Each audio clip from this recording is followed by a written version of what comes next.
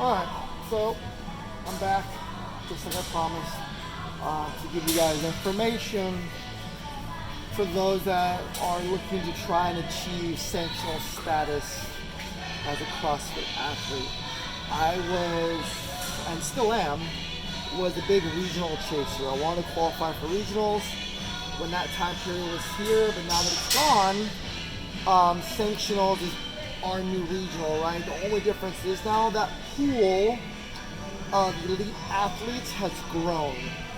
And notice the way I said that, the pool of elite athletes has grown because your elite athletes will register for multiple sanctional events in the qualifiers, meaning the online qualifiers. When you were pretty much locked into a region, you kind of had an idea based on years past in regional level, the names on the leaderboard. I can recall the years I was doing it, I recognized names that I'd grow up with in the years I've done this. And now that we've transitioned into this regional, where I placed this year in the open, I have no clue who's around me as far as in my region, because it's the entire country. So in the sanctionals now, with the new sanctional styles, it's made the pool of athletes stronger to try to qualify for sanctionals. So that's why I feel like you have to have certain numbers in the bag and certain strength elements, certain numbers in the muscle up elements, being able to manage time domains that are relevant to certain movements. So you can take this advice for what it's worth, which is what it costs you to watch the video, nothing. But I've been around the sport long enough to know that that's why I just finished doing a bunch of shoulder work. I'm just kind of resting and making this video before I do my strict handstand push-up workout. Strict handstand push-ups. I feel like you should be able to manage to qualify for a sanctional event. Strict handstand push-ups, you should be able to manage at least 7 to 9 reps on the minute. Let me say it again, on the minute for 10 minutes. You can do 7 to 9 reps. You come down, you rest, you shake it out on every minute for 10 minutes.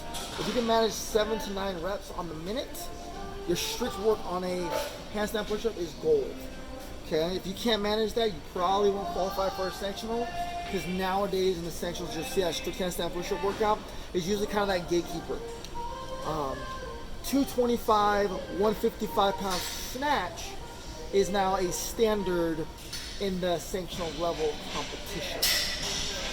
If you can't snatch those loads for reps, I'm not saying 1 or 2. I mean, if I said I need you to do a set of 7 to 10 reps, it doesn't take you 10, 15 minutes. You should be able to manage those loads and snatch 225, 155, and manage it at those time domains. Talking, let's say 10 reps should take you no more than 2 minutes in the strength department. Your squat cleans now. To me, the squat clean numbers have gotten ridiculous as far as managing strength and conditioning. Men and women, I think 275, 205 now are like just the bottom end conditioning weights for squat cleans. Meaning instead of 10 to 15 reps can be managed in about 3 to 4 minutes at that strength level. Again, I'm not saying just perform it once, I'm talking about the fitness side of strength. Ring muscle ups, we all saw this year at the CrossFit Games, right? But the standard, the last workout, they managed 30 muscle ups. If you look at it, it was like 3 minutes the front end, 3 minutes the middle end, 3 minutes the back end. You gotta be able to manage 30 ring muscle ups in under 3 minutes. If you saw, I believe it was 2016, the elites handled 30 ring muscle ups almost unbroken, if not 20 plus reps. Is a strength standard in ring muscle up, right? We saw that. People were handling 20 plus. Even on the women's side, they were handling 20 plus. Rope climbs, I can talk about that because of the games that just passed. Ladies, you're gonna start doing 3 rope climbs in a workout, right? We all saw what happened to the women in that workout. Men, kind of the same ordeal. Set the 3 in a workout. Should be managed in 5 or 6 rounds now. Not someone will do that many reps. I think a 405 pound back squat is more than standard now for men. If anybody who saw the CrossFit totals, 405 back squat, I believe that's 275, 285 back squat for females. Should be handled at will, no questions asked, in that elite level strength. Handstand walking. You should be able to handstand walk. I believe the distance that was covered, actually it was pretty much a straight distance at the games, but I think in the team series, in the team division, you saw they had a handstand walk, what would that be? I'm going to say, 50. So if I go, I'm going to say 700, 800 feet. If you can't manage handstand walk 800 feet, let's just say 1,000. Handstand walk 1,000 feet. If you can't handstand walk 1,000 feet, much less in a workout, okay, you probably won't qualify for sanctional. Now, I'm saying probably won't. I'm not saying that sanctionals don't drop certain types of workouts where if you are not good at rings, sometimes they give you bar muscle ups. You might get lucky to qualify. And then you get exposed in sanctionals. That's the thing. One thing about the sanctionals that you might get lucky is the online qualifiers, whatever they are, they give you workouts that you potentially can qualify for, but then you get exposed at sanctionals because they throw it in there.